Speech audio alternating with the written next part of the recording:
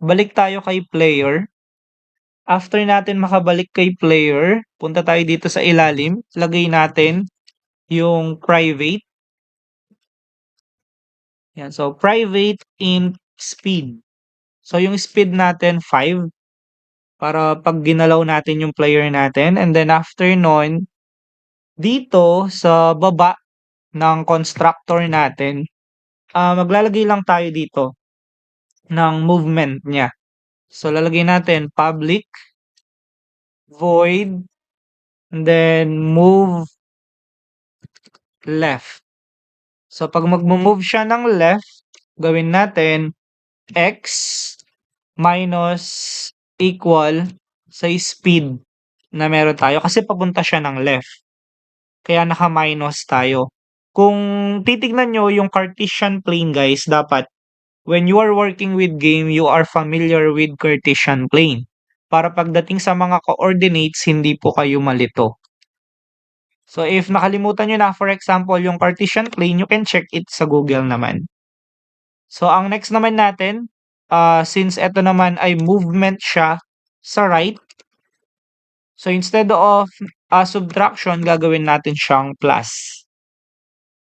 Then after nyan, ito naman ay movement, lagay natin siya into up.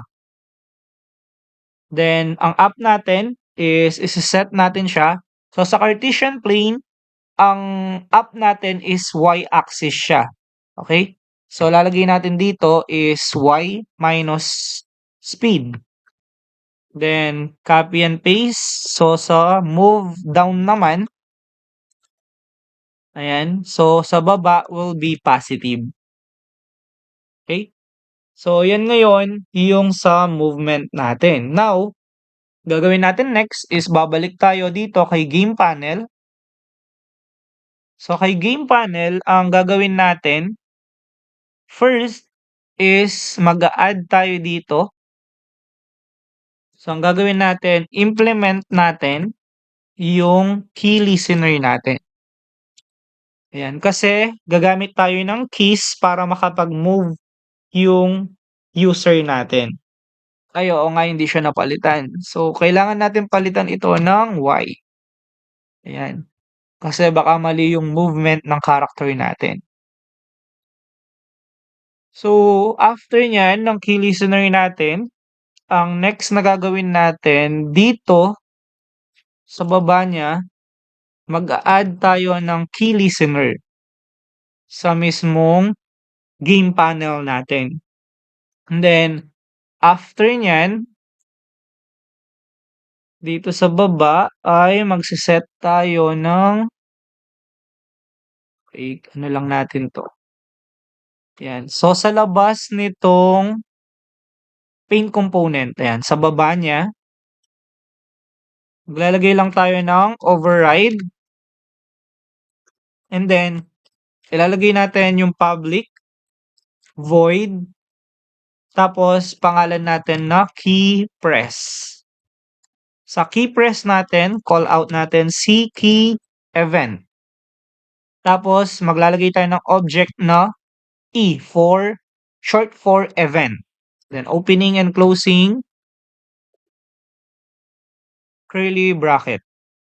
Then, after nun, ang gagawin natin, if, yan, so if yung event natin, which is yung E, that get key code, okay, equal natin siya sa key event. So, sa key event natin, dot VK, ayan, yan yung mga press natin. So, underscore A natin siya. Kasi yung movement natin is ASWD. So, A yung ilalagay natin dito. And then, opening and closing natin siya. And then, tawagin natin yung player natin. Ayan.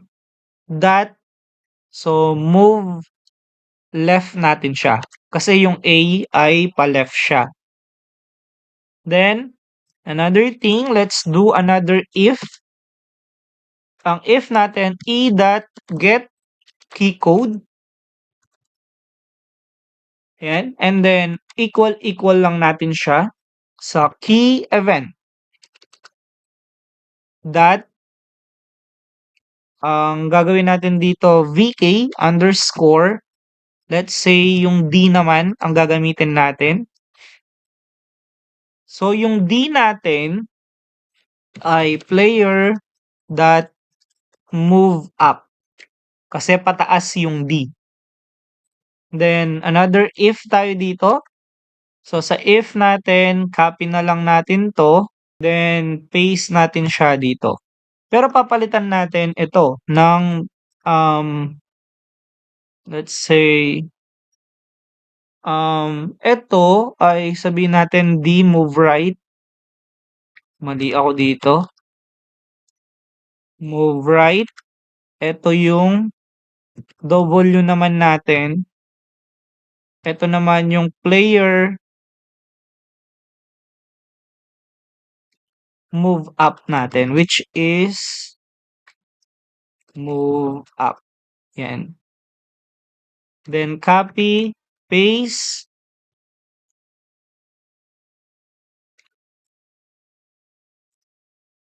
Yan. So dito ay S naman.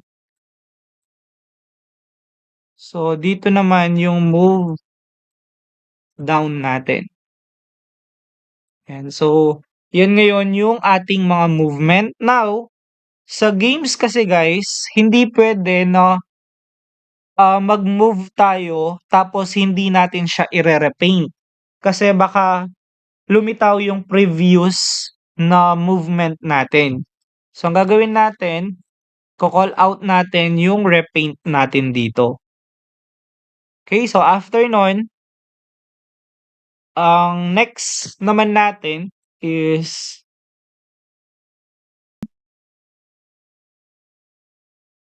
yun. So, nagmo-move na yung characters natin. I mean, character.